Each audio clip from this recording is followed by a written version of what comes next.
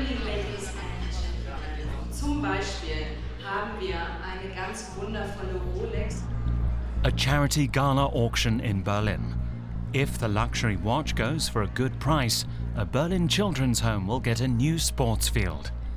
Millionaire co-organizer Christoph Gröner urges the wealthy guests at the auction to dig deep. Who wants to buy Lionel Messi's golden boot? And with it, the virtuous feeling of helping children.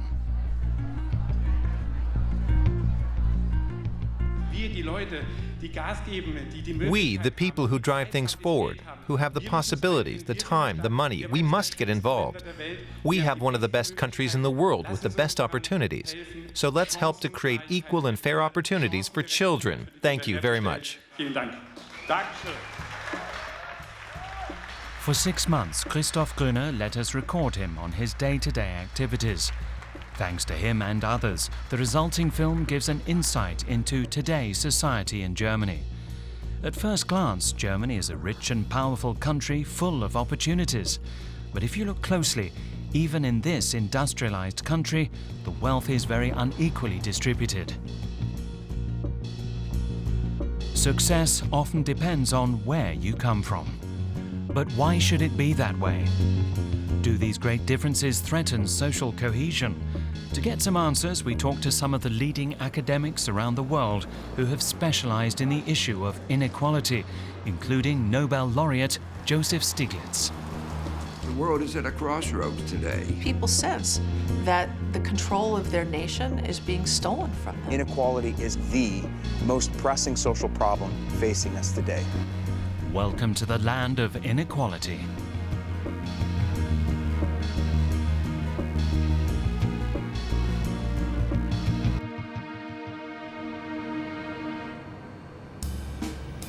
Christoph Gröner keeps getting richer.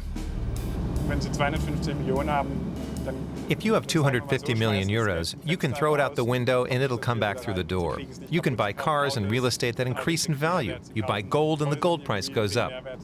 You can't destroy money through consumption. Gröner earns his money in real estate. His company says he is behind every third new apartment in Leipzig alone. We built or renovated everything you see. He's worked hard to get to the top.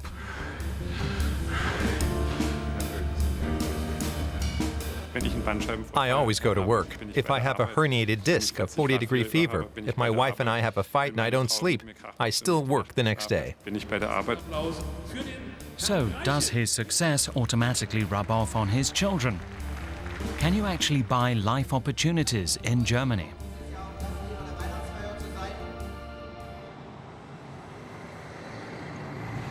Berlin, 6 a.m.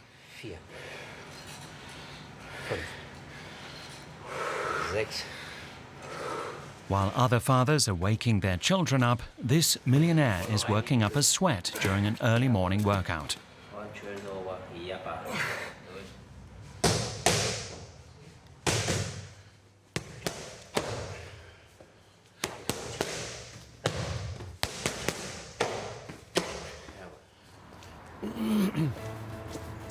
Gröner's everyday life is strictly regulated.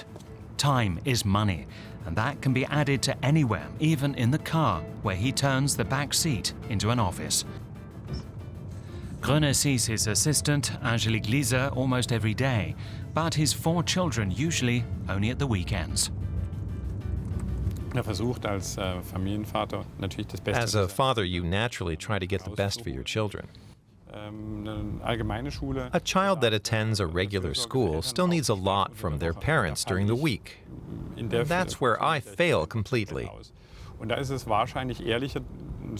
So what I've done with my children, and it's probably more honest, is to tell them I won't be around from Monday to Friday.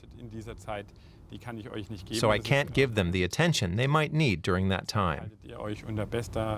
And that they'll be under the best supervision somewhere else. Sending your children to a boarding school perhaps gives them a better chance of getting a good education than school children who live at home.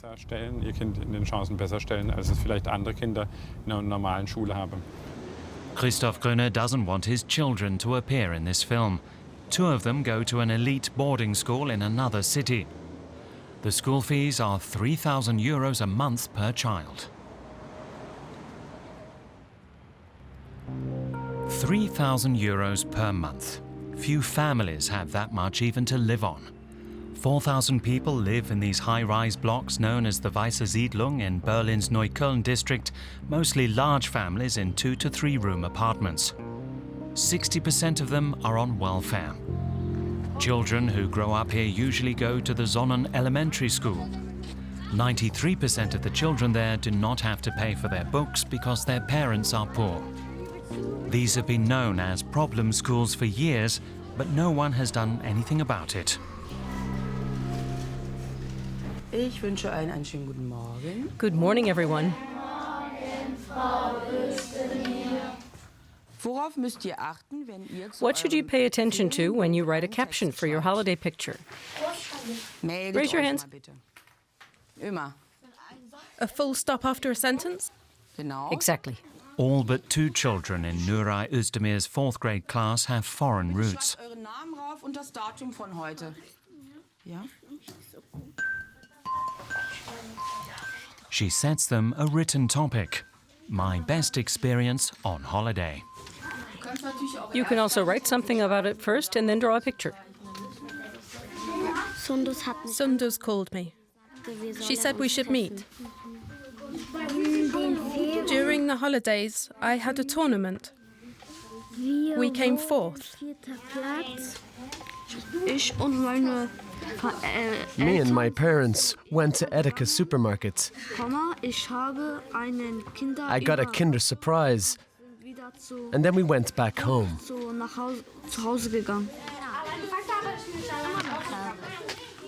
This is my breakfast, but you can have some too.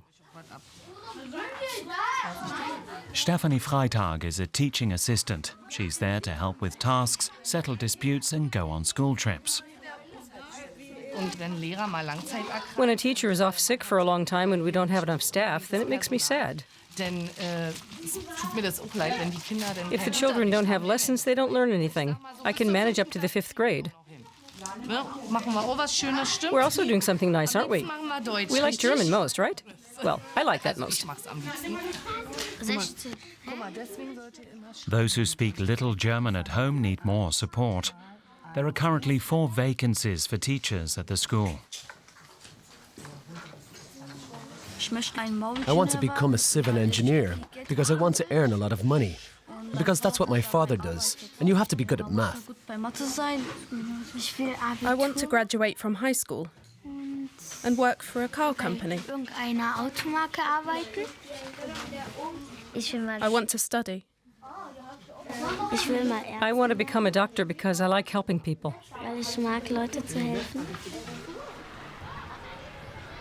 Just a quarter of the children here will make it to high school. In the rest of Berlin, it's almost twice as many.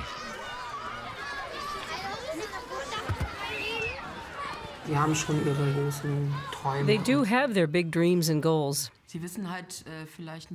But they may not always know how to achieve them because they somehow don't know the way, or it's sometimes closed off. Head teacher Carolina Pokomokuri would like to hire more teachers, but she only has a little more money to spend than she would have at a school where all the children spoke German and nobody was poor. If you could look at what the children need and hire the people to provide that, then things would be completely different. Also, the people who live here can't afford a lot. And when we look at what the children need, whether it's a healthy diet or more exercise or proper work materials, which cost a lot of money, there are so many factors that determine everyday life in class that you can't even describe it in words.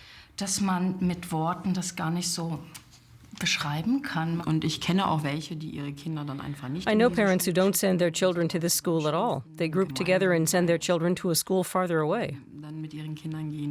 Or they even ask the schools to open separate classes for their groups of children. To me, this is all social segregation.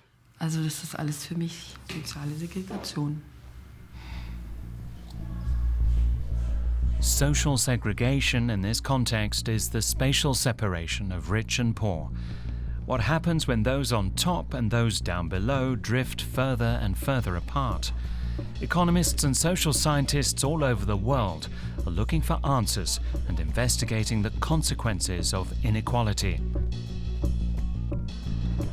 One of them is Berlin-based educational researcher Marcel Helbig. In a recent study, he discovered that in Germany, the rich and poor increasingly keep to themselves and hardly ever meet. Our study looked at 73 cities, especially in terms of social segregation, and we concluded that social segregation has actually increased in all but 6 or 7 of them. One example is Berlin. Unemployment and child poverty are decreasing in the north of Neukölln and Kreuzberg, whereas almost 2/3 of the people in the Weiße Siedlung tower blocks get help from the state.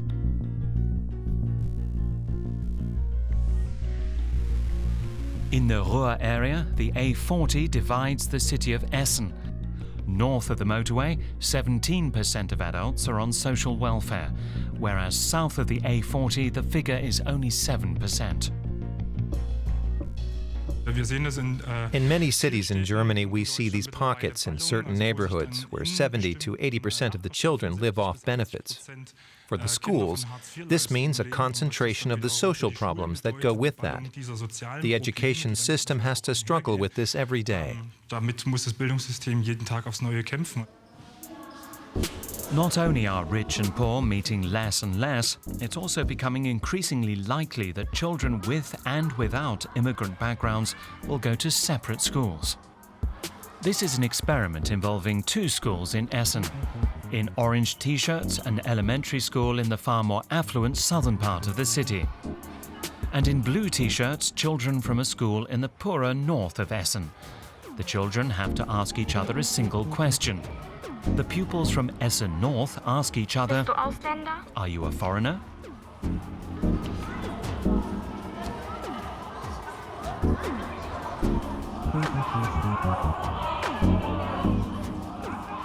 Studies show that children growing up amongst many poor people or immigrants will most probably underachieve. Wir können das extrem gut We can precisely tell which children will have which chances. We can work out the probabilities. And I would know exactly where to send a social education worker or a good teacher if I had one. So in particular, when you look at children who move or who are randomly offered a chance to move to a better neighborhood through an affordable housing program, they end up doing far better than the children who didn't have that opportunity, showing directly that this can't just be about differences in ability or about genes. Germany aims to provide education that doesn't depend on parents' wealth. The state uses taxpayers' money to ensure that all children go to good daycare centers and good schools. It also offers opportunities to those who have few. But what if the state doesn't stick to that?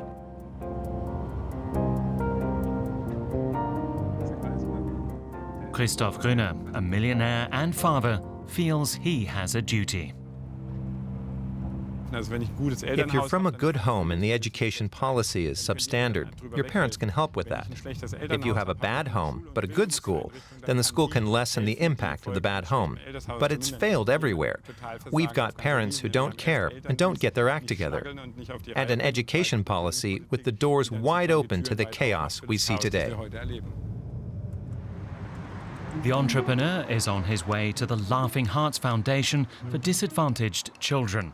It supports around 2,000 children in 22 care homes. Gröner wants to see what's become of the money they donated and to initiate new projects. Here, for example, everything was full of concrete, so we had the concrete ripped out and created a place where children like to spend time and don't hit their heads on the hard surfaces.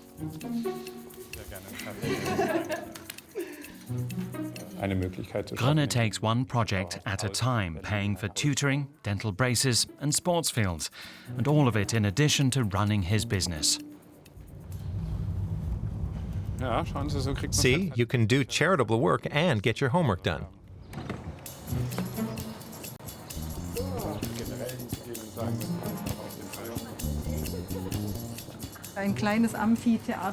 A small amphitheater will be built here.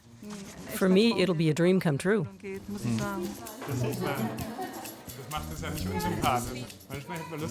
Sometimes you feel like sitting on the floor and just playing. You have to be careful in the job I do. You can't just sit there and play. Because you know, you're our real heroes. Thank you. Who needs the most time, financial resources, and support? Children. You can't save a poor old person, although you can alleviate the circumstances they live in. But with a young person or a child, you can still set the course. Gröner sponsored this sports field for 100,000 euros. Many children here are under the guardianship of the Youth Welfare Office and can't be filmed. So it's fun to play here? It's working out? It's fun?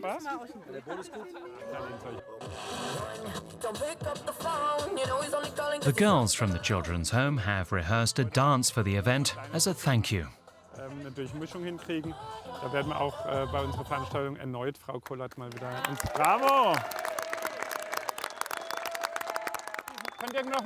Could I just have everyone's attention for a second? I want to tell you some important information. This field is here. We created it because we believe in you children. And we'll do everything in our power to make your playtime as much fun as other children's playtime. We believe in you. And we'll always be here to do these kinds of things. And I believe in you.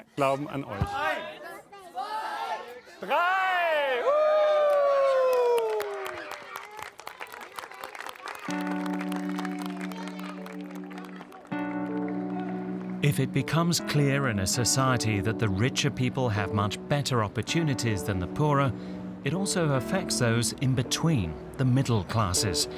If they can no longer rely on the state to offer opportunities to all children, no matter where their school or nursery is, it has far-reaching consequences. Then the pressure grows to do the best possible for the children.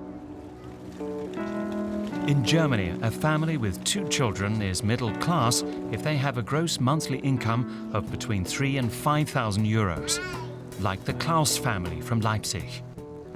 Thomas Klaus picks up his children, Gustav and Luisa, from the nursery.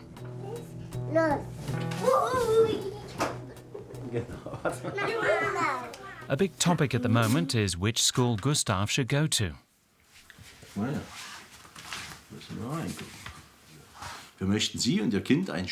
We would like you and your child to join us for preschool. In the period from December to February, we're offering your child a weekly preschool lesson. So we can start school. Really start. That's cool, isn't it? You're coming too? You can also come with us. It says only your child, but you are our child too. The children can grow up in comfort thanks to Thomas's job. The engineer works only 5 minutes bike ride away from home. They can afford an apartment in a good location.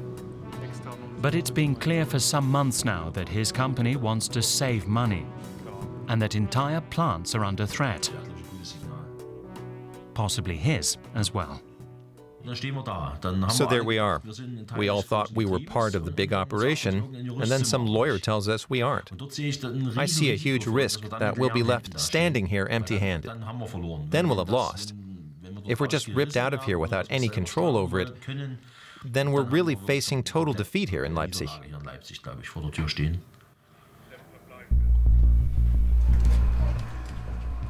As chairman of the Leipzig Plants Works Council, Thomas Klaus travels to the Siemens headquarters in Munich, where the managers want to announce their savings plans.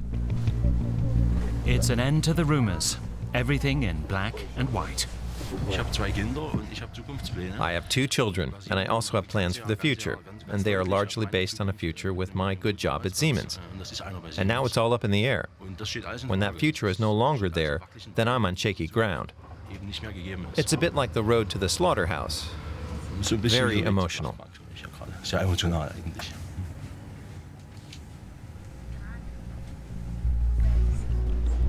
Where does the middle class fear of sliding down the social ladder come from? For a long time, the German middle class always believed that their prosperity would only increase. But all that is about to change. And it has something to do with global development.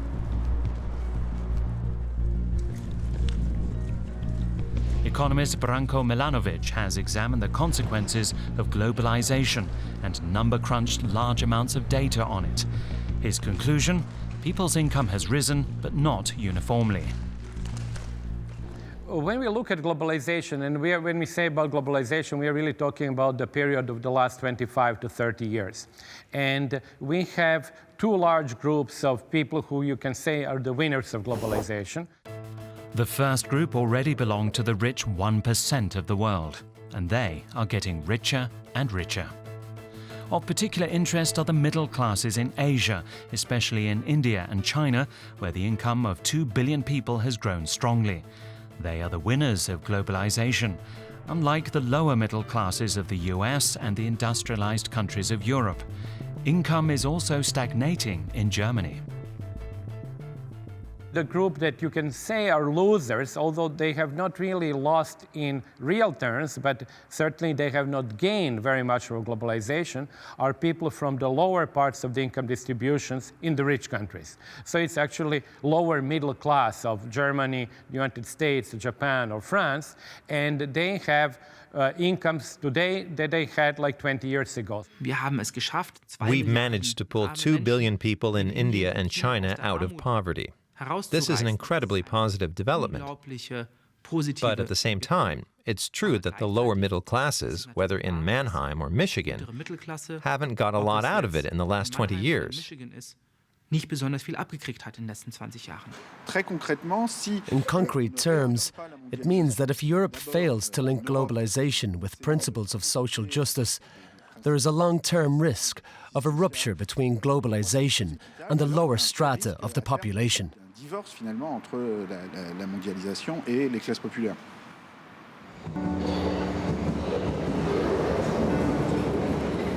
Back in Munich, Thomas Klaus knows now for sure that his plant is slated for closure. If the management gets its way, parts of the business will probably also be relocated to areas where production is a lot cheaper.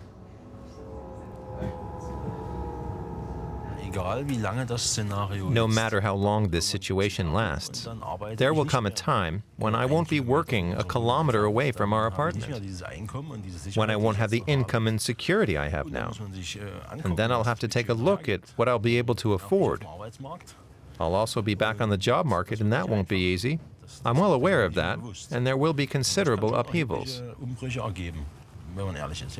For example, the family budget will no longer cover the flat we have now.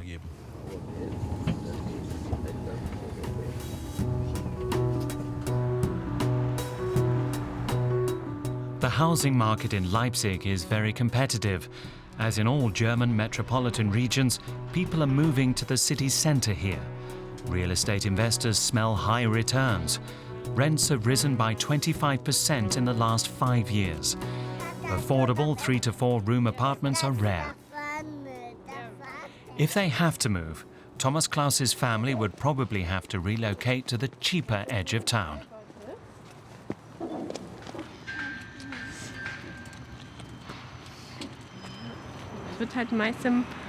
Most construction done here is in the luxury segment.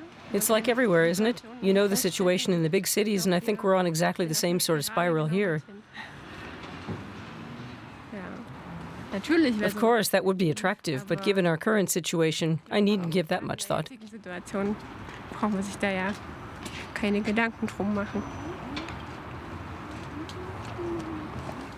Christoph Gröner is also building rental apartments here. He says they are affordable.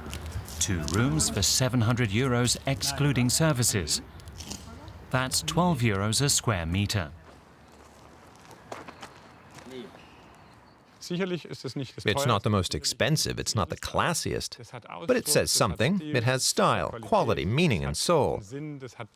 I'm very proud of it, because I'd like to live here myself. We want to become the VW of real estate, so we need to step on the gas.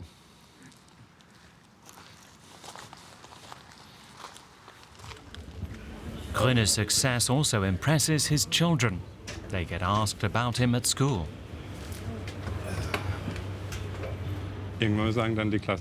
Classmates say things like, "Gröner, is that the one from the CG group?" And you drive up in front of the playground and they're watching. And they Google CG group and say, "Do you know what your father does?" Suddenly my son comes home and says, "Daddy, is this what you do?" That's the kind of thing that gives you a little bit of pleasure. All of a sudden he's interested. It's a mixture of pride, respect, and a bit of sadness, because I also know that the time I spend here is sometimes at the expense of the family. Die Zeit, die ich da verbringe, manchmal zu Lasten der Familie geht.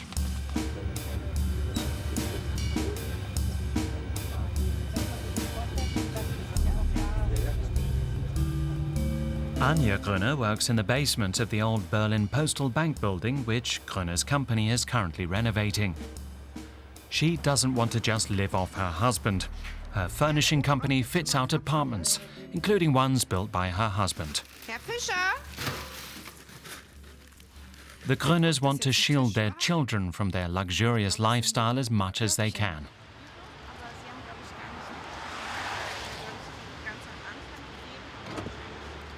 That's why we decided to send them to boarding school. They're among their peers there. And they don't get what's going on at home every day. They don't have to see the events we go to, how we go out, or what we look like when we dress up for a ball or something.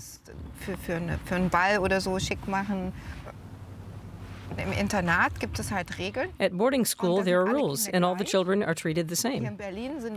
Here in Berlin, not all the children are the same. There are children who have rich parents or poor parents, and there's a lot of tension among the children about what they have that the others don't. I picked up my middle daughter from confirmation class, and suddenly she hid in the front footwell. When I asked her what she was doing, she said, "The other children can't see me sitting in this car." Those are the problems they have to deal with.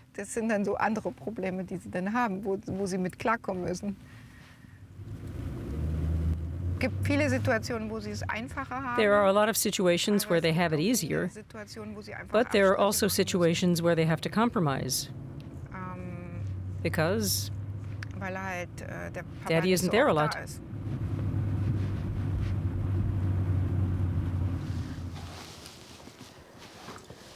Morgen.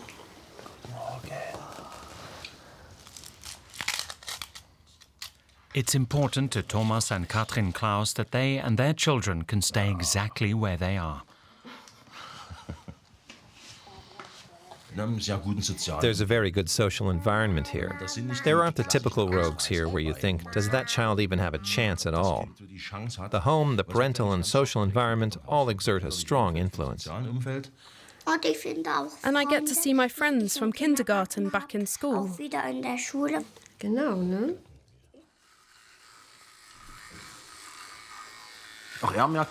His friends will go to the same school as him, and he knows where it is. He's already thinking about who will be in his class. We have to do everything to keep it this way. The more uncertain the future, the more important the children's opportunities become. When the middle classes fear for their jobs, they also fear relegation. At Stanford University, the downward trend has already been confirmed by figures. Economist Raj Chetty has evaluated how income has changed over generations. He describes a trend that is discernible not only in the US, but also in Germany. 92% of children born in 1940 earn more than their parents did. But then if you look at how that's evolved over time, you see a pattern that has come to be known as the fading American dream, where that steadily falls over time, such that if you look at kids who are turning 30 today, kids born in the middle of the 1980s, only 50% of them are earning more than their parents did. And particularly, they're going to likely to be the losers of globalization if they don't have high levels of education, because one of the benefits of a higher level of education, it makes individuals more flexible, more able to move from one job to another. Because education is maybe not the only means, but is certainly the primary means by which people can improve their own lot in life and pursue those goals that they have. The promise that the next generation will be better off has always been part of the German identity, a modest Central European variant of the American dream. But if that promise is broken, it has consequences. Parents will try to maximize their own children's opportunities in life. The struggle for status begins with the choice of elementary school.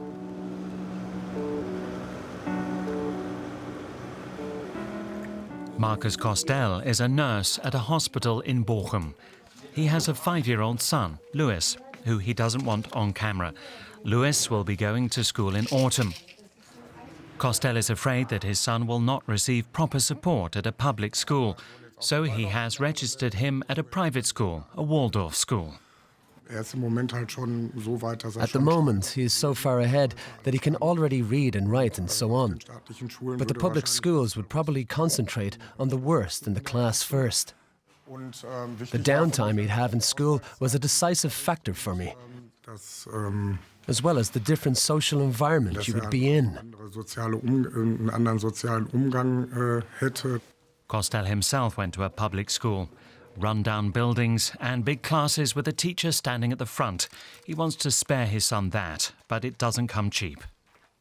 There's a monthly contribution deducted as a percentage of your salary. The highest contribution is €550 a month. And then there's a building fee that's €3,200 for the entire school duration. And then there are the costs for lunch and supervision. Dann kommen dann halt noch die Betreuungskosten für Mittagessen und die Betreuung an sich dazu.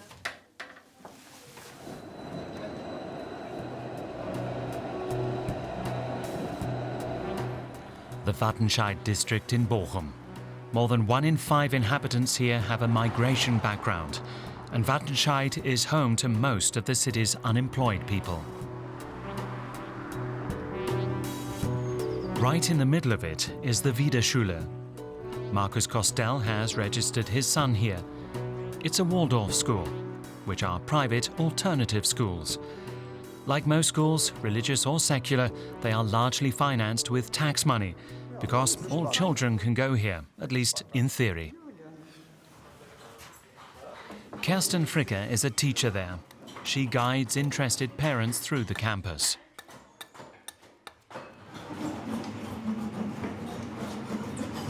Ja, macht das echt gut. Ihr seid klasse. You're doing great. Ihr wisst, wofür ihr es macht. Und ich bin nachher gespannt, I'll come back again at the end of the year and see how they've turned out. Gucke am Ende des Jahres, gucke, wie eure geworden sind. Sehr gut. There is one teacher here for every 10 children. There are only 34 pupils in each year. In the neighbouring public school, there are twice as many. Most of the time, the children are divided into 2 classes. That's great, Bela. Now you can start with the file.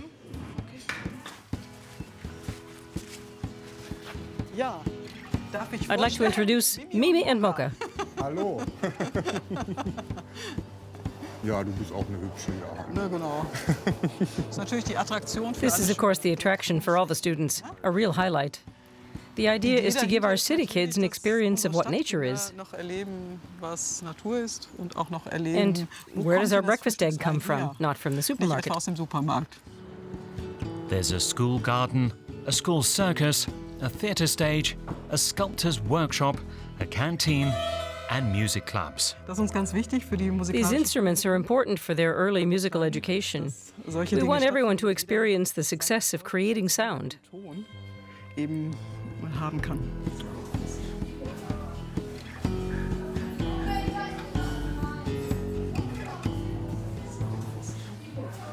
The proportion of migrant children, children with a migrant background, is relatively low here. That's something we don't like at all, but it's obviously because they think it's a private school, we can't afford it.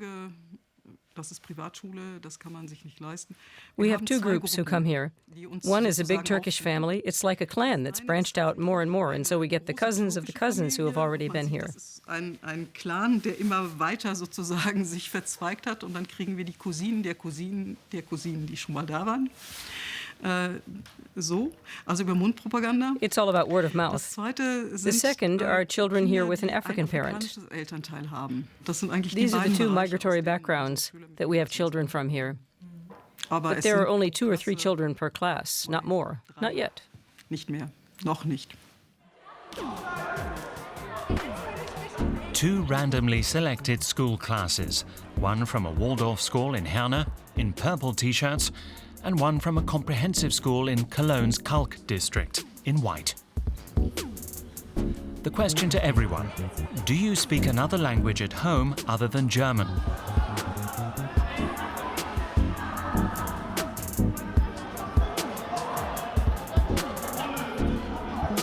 And do you sometimes help your parents to translate into German?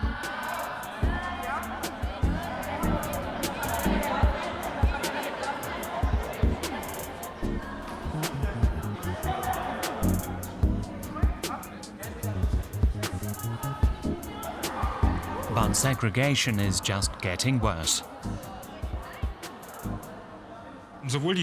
Both the total number of private schools and the number of private elementary schools have gone up a lot recently. In fact, the number of private students has increased by 30% in the last 20 years.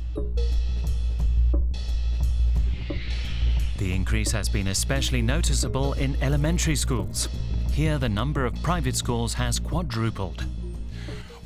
That's because you have parents willing to pay for it and do nothing to counter it. Also, there are schools that need these high school fees, or think they need them, to provide a good education. And most importantly, we have an administration that neither has the situation under control nor wants to control it. On average, the state covers 2/3 of the costs of private schools. Most of the rest is paid by the parents. This is how the public school administration saves money. Researchers estimate it could be as much as 2.4 billion euros a year. Since these private schools are replacing public schools, the state has to ensure they're affordable. Germany's basic law states that private alternative schools may only exist if everyone can afford them. The current state of affairs is not compatible with the basic law. And the main problem here is that the German states, which should be monitoring the basic law, do next to nothing to put a stop to these discrepancies. These Waldorf schools, as well as other independently sponsored schools, boast that they are good schools, and many of them are. They have an educational principle that's successful, so why don't they take it over into the public school system? That's what I'm wondering.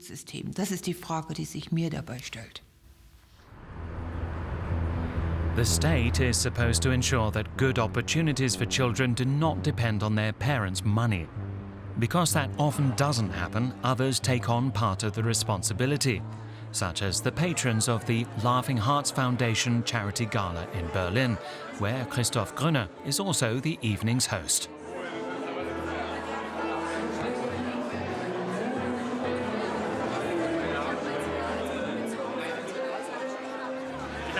I slept for 4 hours, but I have enough energy for 10 days. There's a lot at stake today. We have to collect money for the children. We're really motivated.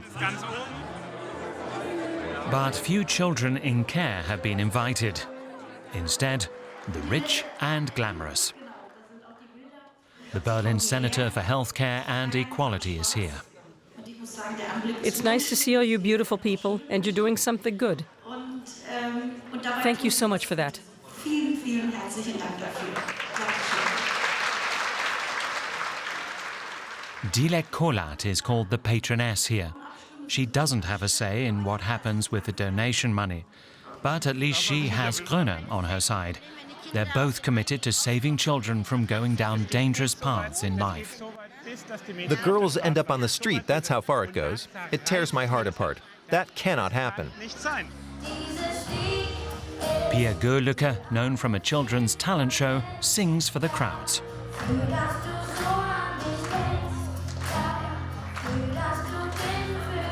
It's an event supported by the taxpayer.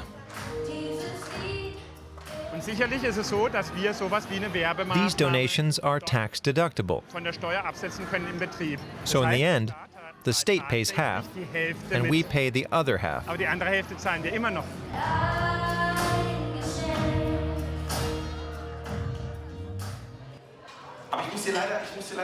I have to do a little Heidi Klum here, from Germany's Next Top Model.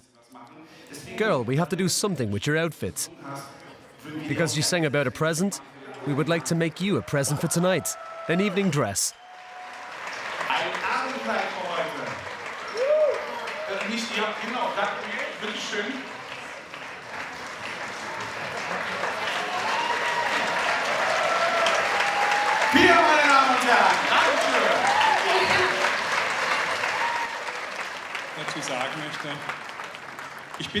I absolutely don't think we should be orienting ourselves around the slower and weaker members of society.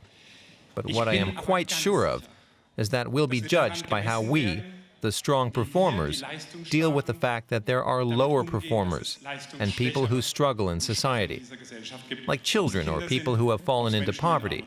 That's how we'll be judged. What does someone who can afford anything do?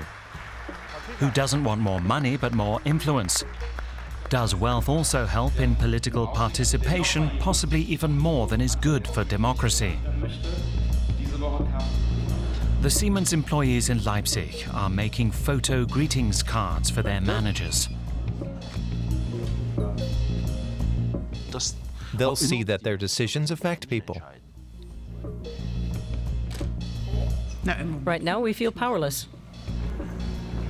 Meanwhile, Christoph Gröner is still fighting to stay globally competitive. And for that, dear investors, I'll also need your support in the future. So who really has the power? They have the power.